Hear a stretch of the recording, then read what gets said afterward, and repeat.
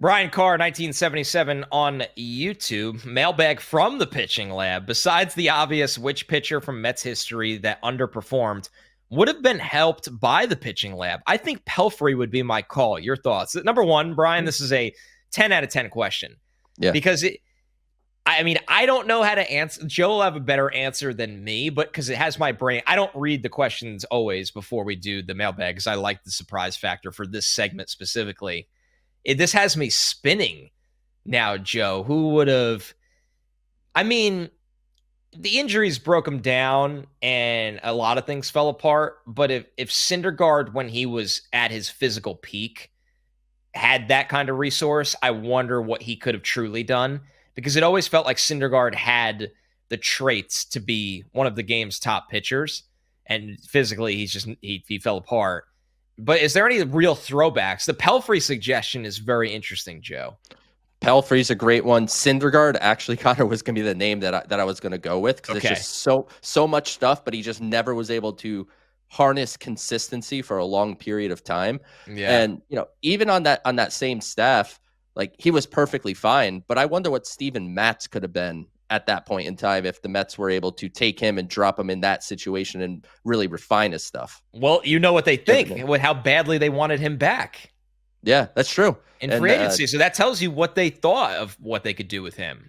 And Steve Cohen's famous tweet that he didn't particularly appreciate how the agent handled that one. But boy, this is a great question because the Mets they've rallied some interesting pitchers kind of throughout their time here. But I really go back to that. I think about that 2015 team that should have won the World Series and didn't, unfortunately.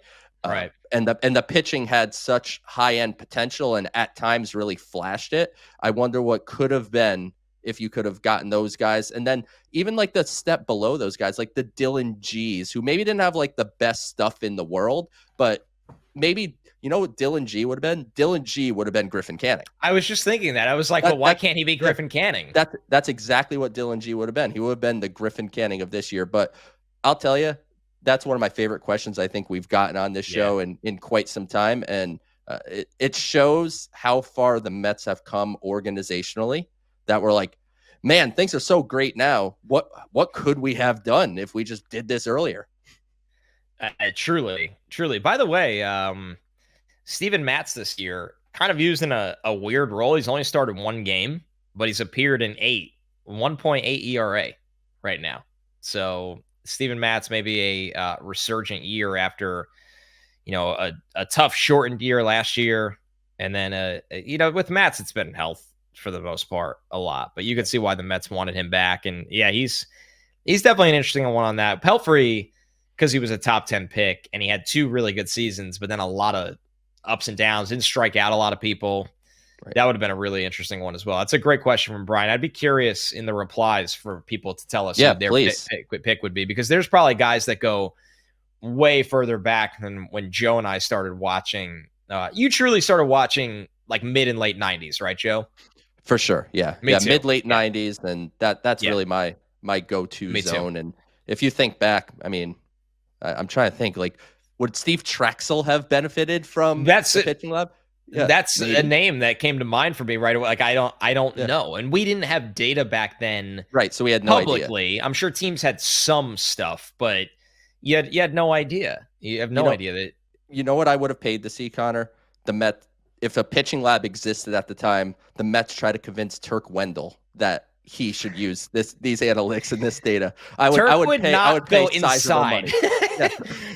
Turk by